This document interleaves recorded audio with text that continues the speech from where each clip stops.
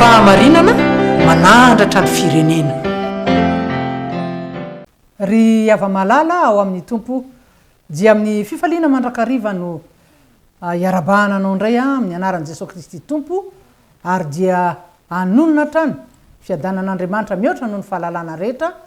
ho an'ny olona miombona amin'izao fandaharana izao. Hivavaka isika. Ry tompo Andriamanitra rainay tsara indrindra. Misaotra sy mideranao izahay mankasitraka tompo no ny amin'ny tombonandro pahavelomana ka dia mbola afaka indray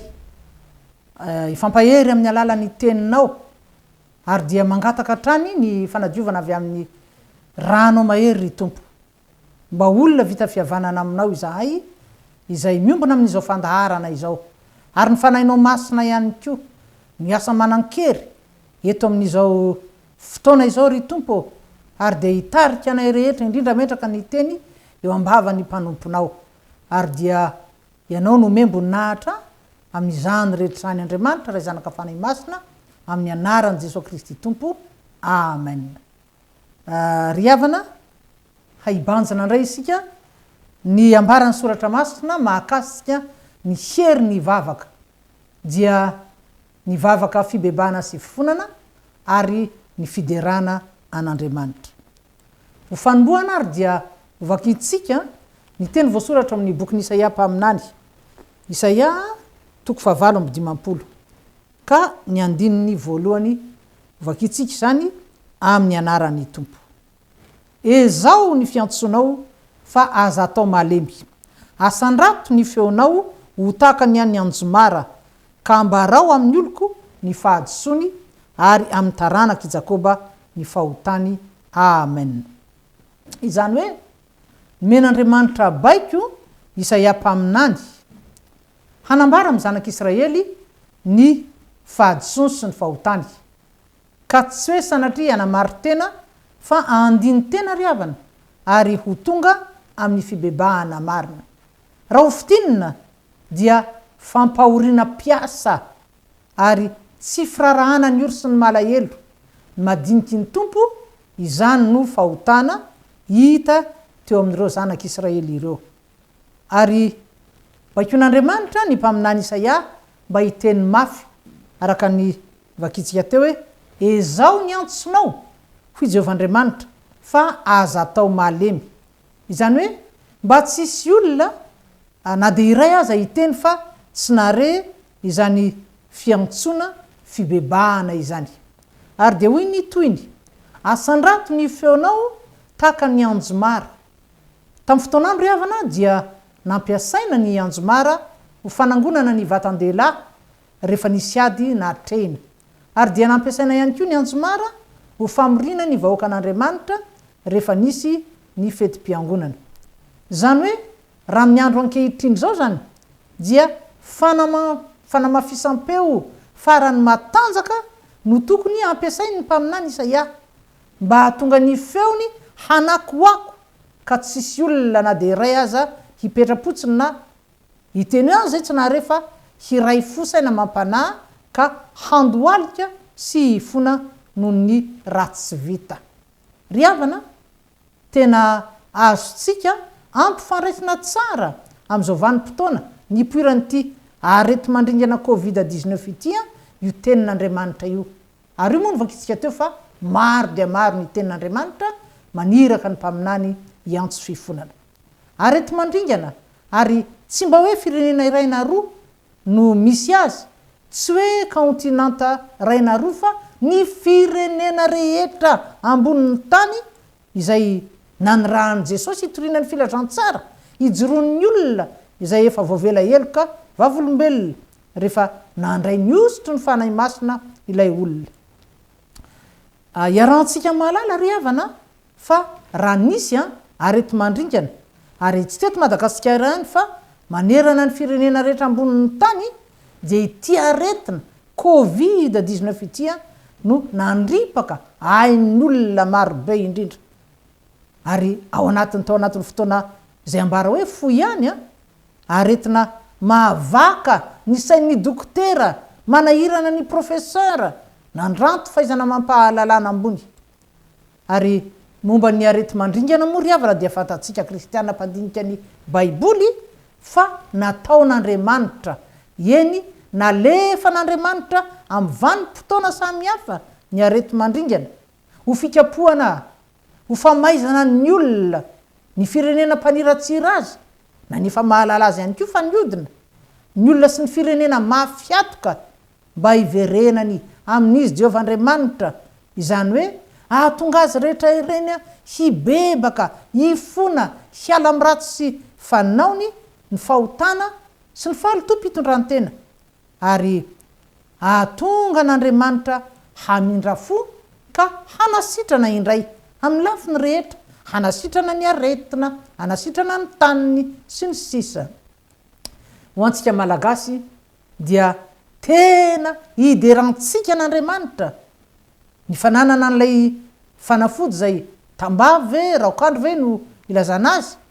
saingy somary nampalahelo moa ry havana fa lasa niteraka polémika indray ilay izy ary aza adinoina fa Lucifera satana Belzeboba sy ny firongony inge no faly mibitaka ao anatin'ny fisehoan-javatra tahaka an'izany ny polémika tsy mifarana tena araraotin'ny satana sy ny firongony ampanjakana inona avy fifandirana adilady la politika ampisavorotana ny fiarahamonina hambolena sy andrangitana fifandrafina ary izany dia asan'ny nofo mifanohitra amin'ny asan'ny fanahy masina mifanohitra amin'ny vokatry ny fanahy masina ary tsy mahamendrika ny kristianina ny zanak'Andriamanitra ny tenin'Andriamanitra mitaona antsika hibebaka hifamela heloka ho masina hanana fanetrentena sy fandeferana hitodika amin'Andriamanitra ary ampitodika ihany koa ny piray tanindrazana amin'ilay Andriamanitra tsy toa izay mipetraka eo amin'ny seza fiandrianany ary ho antsika malagasy kristianina zay fanibebaka marina tokoa aoka atsika tsy hoe ho faly fotsiny raha mahita fa tsy nisy ainana fohita eto amintsika ry havana fantatsika fa matoa tsy nahitana fahafatesana teto amintsika dia noho ny famirampon'Andriamanitra irery ihany eny tena ny angaran'Andriamanitra isika malagasy ary rariny raha mahay misy saotra sy mankasitraka ny tompo amin'ny fosaina mampanahy amin'ny heritsika manontolo isika amin'izany kanefa ihany koa ry havana aoka hanana fo mangorakoraka ho an'ny firenena hafa indrindra isika kristianina efa niova fo ary mahafantatra ny asarobidiny zany fitiavan'Andriamanitra izany fahasoavan'Andriamanitra izany eny aoka hazoto hibebaka hifona ho an'ireo olona zay efa niala tamin'Andriamanitra ho an'ireo firenena izay niverin-dalana mba hafantarana indray hiainana indray ny fitiavan'Andriamanitra ny herin'ny tompo ny herin'ny fanahy masina indrindra ao anatin'izao fizaham-toetra noho ny amin'ity aretina Covid-19 ity eny mbola mamindra foangy Andriamanitra tena mbola andro ny famirampo izao ry havana rehefa malala ny zavatra rehetra tokoa dia miara-miasa asoa zay tia an'Andriamanitra araka ny voasoratra ao amin'ny Romanina 9 eo amin'ny 9:20 ary asana fantatsika fa ny Église protestante de France dia nahaina nararoatra ity Covid-19 ity nandefasana taratasy ho an'ny filoham-pirenena frantsay taratasy fanairana tompona andraikitra voalohany zany eo amin'ny anivon'ny fitondram-panjakana frantsay izay azo ambara moa fa ny Frantsa zany sy ny firenena maro européenne efa lasa firenena tsy dia mivavaka loatra intsony na dia anisan'ireo nandefa misionera iraka Andriamanitra mitondra ny baiboly taty Madagasikara ihany aza tamin'ny fotoanandro eny ry havana ny fandefasana ny taratasy fotsiny aloha tsy mbola miresaka ny votoatony sika dia efa mitory fahasahina sy fandraisana andraikitra lehibe sahaza ny fiangonana mpaminany zany hoe mpitondra ny afatry Kristy fandraisana andraikitra tahaka an'izay asa tadidinao nataony Jaona mpanao batisa zay ny teny mafy samy teny mafy an'ny Herody izy raha nahita nyity mpanjaka mpitondra fanjakana zay nijangajanga ka nangalatra ny vadiny rahalany. Ary tena mafonja ny votoatin'ilay taratasy. Nanambarana fa ao ariny zao Covid-19 izao dia tsy tokony hitovy intsony ny andro tany aloha, le jour d'avant, hoy ny pasteur nanoratra, sy ny atiorina, le jour d'après. Ary nilazana moa fa ny andro tany aloha dia nieverana fa toa tsy nisy afaka nampiontsina, toa natsapa tanjaka sy hery, fahaizana mifeny zavatra rehetra, nieverana fa tsy horitra ny arena voajanahary, ary nanjakan'ny toetsaina samy maka ho azy, fa tsy mba nisy tsy nahitana firaisan-kina. Fa ny andro atiorina kosa, le jour d'après zany, dia aoka hoy ny ao anaty taratasy ho fiekena ny fahadisoana vita, handraisana fanapahan-kevitra vaovao, ho fanavaozana ny toetsaina, ny toe-panahy, eny ny toe-piainana manontolo mihitsy, ho fanekena fa hain'ny olombelona dia voafetra, eny mandalo tsy miserana ihany, ary tokony ahay manetry tena. Eny ry havana, fampieritrretana sy fitoriana amin'ny fomba endry tsy mana fotoana ilay taratasy, araka ny tena nataon'ny apôstôly Paoly hoe fa raha tany amin'ny jentilisa izy dia nanao tahaka ny jentilisa mba azahoana ny jentilisa. Taratasy azo hitarafana ny atao hoe diplomasia amin'ny teny frantsay, sy histonana ny olona rehetra lesona ihany koa, ary ho antsika ihany koa miombona amin'izao fandaharana izao. Dia izao koa ry havana, dinio ange fa tahaka nyty aretina ity indray no mifeny fiainan'ny firenena, ary tsy ny fiainam-pirenena malagasy ihany fa ny tantaran'izao tontolo izao mihitsy. Fa raha ny marina dia Andriamanitra no mampitsimbadika ny rasa amin'ny alalan'ity Covid-19 ity, ho fampieritrretana ny préare, ho famaizana ny mafiatoka, ho fikapohana ny mpaniratsira sy ny adala izay manao anan-kapo hoe tsy misy Andriamanitra, araka ny voasoratra ao amin'ny Salamo 4:20 eo amin'ny andininy voalohany. Ary tena nataon'Andriamanitra mitsimbadika ambony ambany ry havana ny rasa ny zava-misy, ka ny firenena heverina ho matanjaka manan-karena, manam-bola, mandroso eo amin'ny lafiny samy hafa indray no ahitana fahafatesana be indrindra sy ponina lasa miraviravy tanana. Voaporofo tamin'ny alalan'ity Covid-19 ity ny tenin'Andriamanitra voasoratra ao amin'ny Korintiana voalohany, Korintiana voalohany toko voalohany, manomboka eo amin'ny andininy 4:20 ka hatramin'ny 2:30 fa ny andininy fa manomboka eo amin'ny 7:20 ka hatramin'ny 7:20 no vakitsika amin'ny anaran'ny tompo. Ny adala amin'izao tontolo izao no nofidin'Andriamanitra ampahamenatra ny endry, ary ny malemy amin'izao tontolo izao no nofidin'Andriamanitra ampahamenatra ny mahery. 20:20 ary ny varazana amin'izao tontolo izao sy zay fa nevateva no nofidin'Andriamanitra dia natao ho tsy misy azy mba ahafoana ny misy, mba tsy hisy nofo ahazo mirehare eo anatrehan'Andriamanitra. Tena voarakitra ato amin'ny baiboly ry hava-malala ny zavatra rehetra, ny fahamarinana rehetra zay rehetra hitantsika miseho eto amin'ity tany ity, ary tena tsara ny mamindinika ary koa miaina ny tenin'Andriamanitra. Ary ny teboka faharoa lehibe dia mikasika ny vavaka fiderana. Aoka ry havana ny fiderana no ataontsika mitalakotrokotroka. Fiderana no ataontsika kristianina mandrakotra ny tontolo iainantsika, araka ireo salamo maro be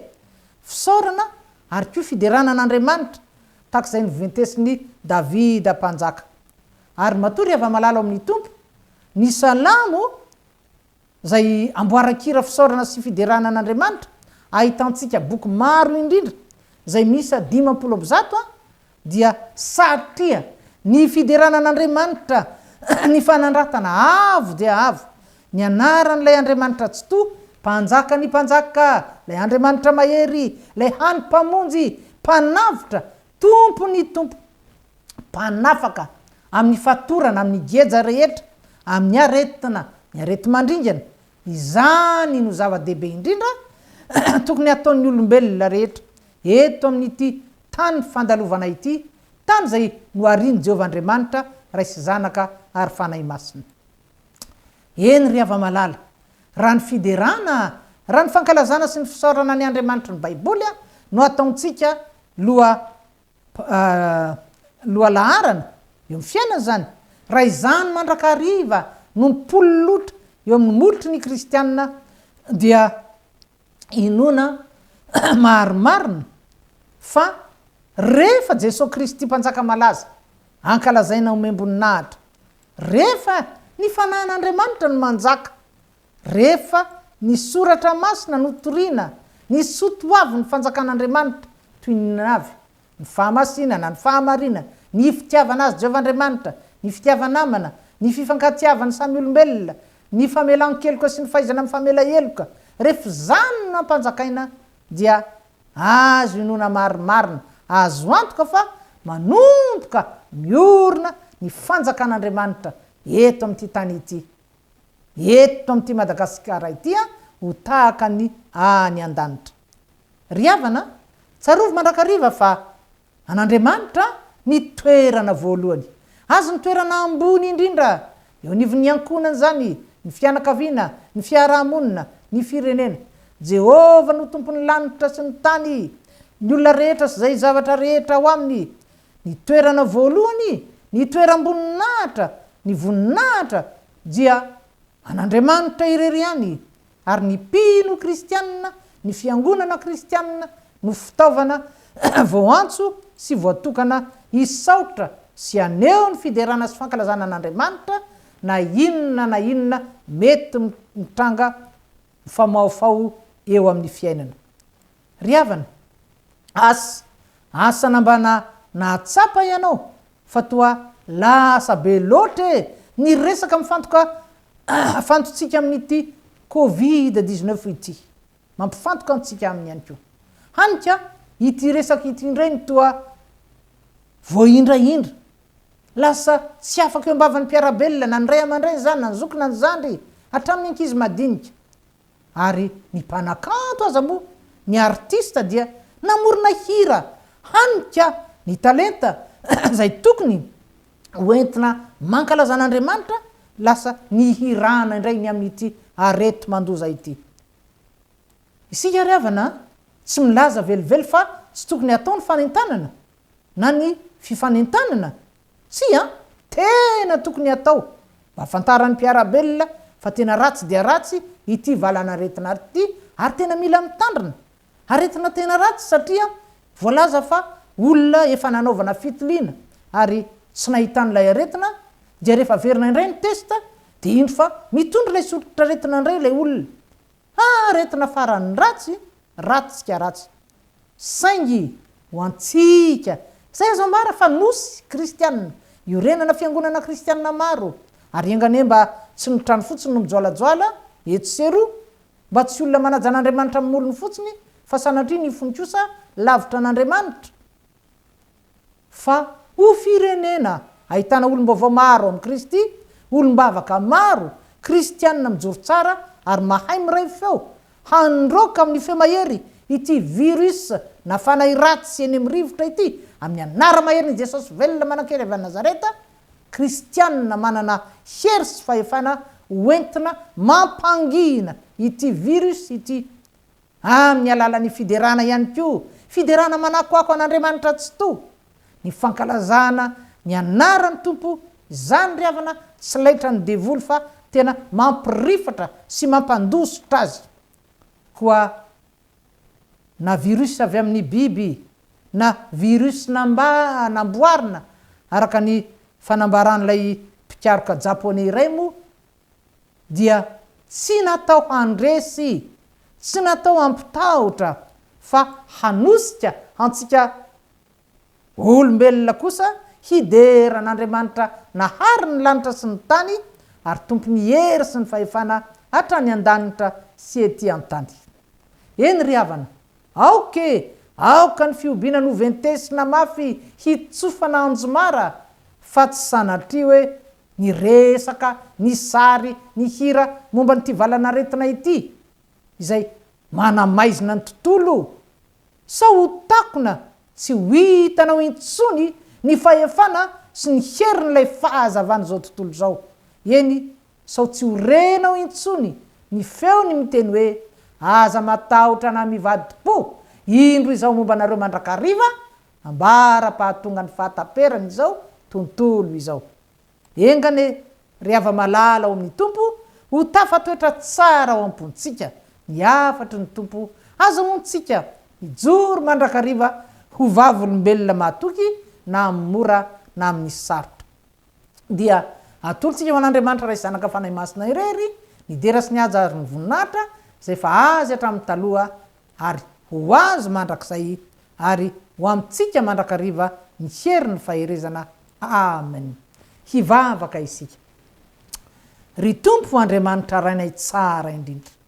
mankasitraka anao izahay tompo satria hay tokoa moa ianao dia tsy sasatra ny manambara aminay fa tokony hivavaka mandrakariva izahay ka tsy reraka eny hivavaka hitalao fibebana fifona na eo anatrehanao ry tompo satria betsaka tokoa ny tsy matateraka anay indrindra izay pino fiangonana kristianina ary indrindra ihany koa hanandra-peo anakoako fiderananao Andriamanitra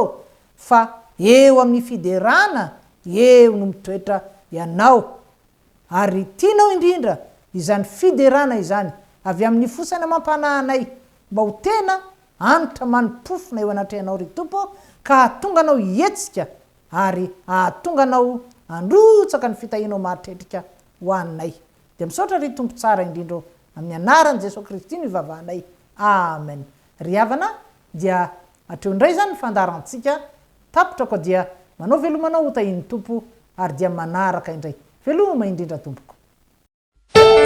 fahamarinana manandratra ny firenena